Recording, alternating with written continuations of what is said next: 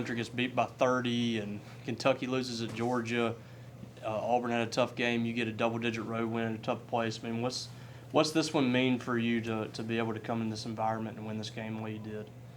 Yeah, I mean, in history of college basketball, everybody talks about how hard it is to win on the road, and I'd imagine before it's over this year, it's going to be extremely difficult because of the quality of the teams that are in this league right now, and the coaches and the programs and the players. And I don't know anything about scores, et cetera, but all I know is, we're focused on this game, and they had our utmost attention. And, obviously we got the game plan into the game early, and then they just showed, their competitive toughness and wouldn't go away and kept fighting and scratching and clawing. And, if it wasn't for that shot Claudell Harris made, who knows, what happens down the stretch. But proud of our guys for, staying together and sticking with it and, figuring out a way to win. Questions? We'll go to this gentleman over here to the left. You guys are obviously 14-1, but only 2 league games. You got 4 ranked games ahead. Just how much do you feel like you know about your team at this point? How much are you still waiting to find out? Yeah, we're still learning. I'm still learning. I'm not sure.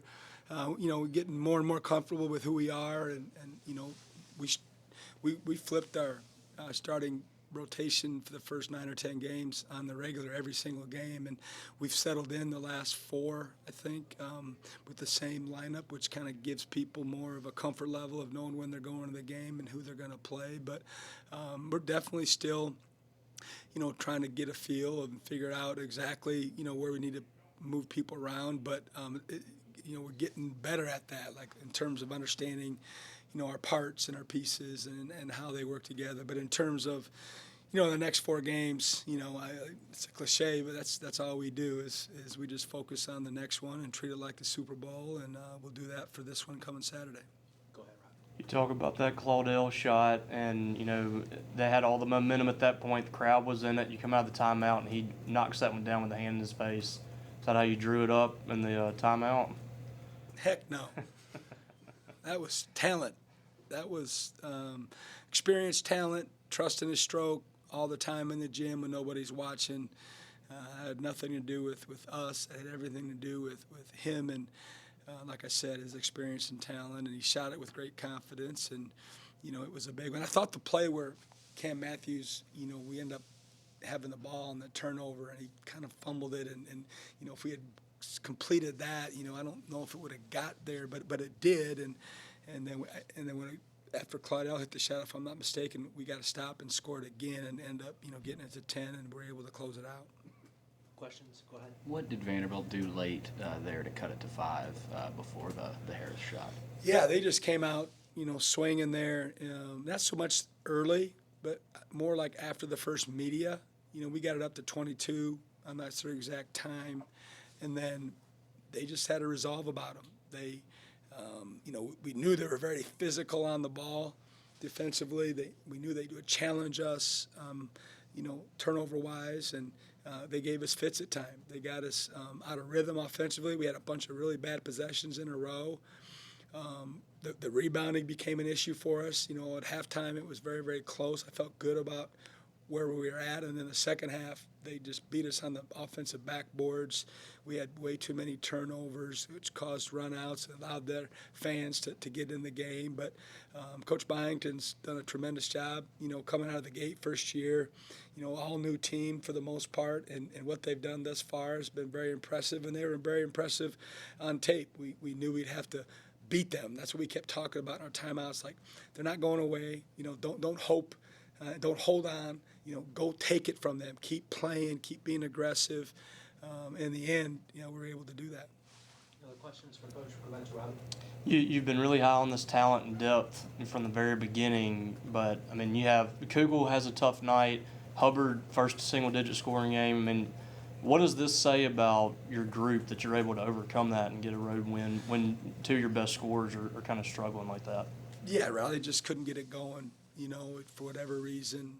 And then Hub, like you said, he'd been very consistent for us for the majority of the year, the majority of his career. And I don't love it that we had any individuals that didn't play their best, but that's going to happen over the course of the season. And, we're just more built to handle it. We just got other guys that can take the slack up when those situations arise. And certainly as a coach, it makes you feel really good about, the team. That's the one thing about these guys is that they like each other, but they hold each other accountable too. It's not just us as coaches, having to do that. They'll call each other out in a really good way, in a respectful way.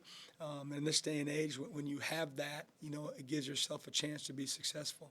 Go back to the gentleman on the left. We got time for a couple more. I know you have a close relationship with Paul Grindstaff. Obviously, he works here. What can you tell us about him and just kind of the factor that he was for your program? Yeah, I didn't have that on the bingo card that I'd be talking about Paul Grindstaff, but yeah, he's a great man. Him and Monica, I've got to know them the last few years, and we've developed a nice relationship. And he's a smart guy. He's a hard worker. He's gonna do a heck of a job.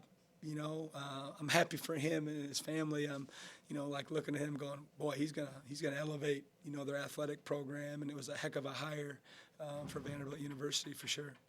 Go ahead, Robbie. RJ and Cam are obviously different kind of players, but it seems like they bring a lot of the same intensity to your team. Do they do a lot of the dirty work for you? And tonight, RJ really picked up, some players that were struggling, and he got you out of a hole a little bit late in the second half. What can you say about what he's added to this team? Man, I just love where he's at. I mean, he is playing how I envision him playing for us, with just being a versatile forward that can do a little bit of everything. He's pretty darn athletic. He showed it a couple times tonight. He glides up the court. He's got a beautiful stroke. And he's, gotten a little more nastier, if you will, with the other things, just being more prideful on the ball, getting on the glass and, getting first to the floor. And he's got a lot of confidence in himself right now. And we have a lot of confidence in him. And like you said, he does it in a different way, but they're similar because they're stat sheet stuffers a lot of nights. And they're both so versatile defensively, so you can really, have fun with that in terms of matchups coming out of timeouts. Anything else for Coach? Robbie Robinson. Especially late in the game, you could hear a loud contingent of state fans there. I know there's a pretty big alumni base here in Nashville. What's that mean to you to see, and to the players too, to see, the crowd like that and visiting? We talked about it before we went out after their starting lineups that, we've had some success on the road already at Memphis and at SMU, and this was our first opportunity in the league. And, just like the Memphis game, there was enough people in this building that if we played well enough, we'd be able to hear them. And certainly, those folks that made the trip and even the ones that are from this area to come out and support us, it makes a big difference. It does. And certainly at the end, it was really cool to hear them and feel them. And we certainly appreciate them coming. But I do want to congratulate you on the award that you won. And that's pretty cool. And I just did the same with Neil Price. And so we got some stars covering the maroon and white. Thank you. Hail State. Thank you, Coach. You bet.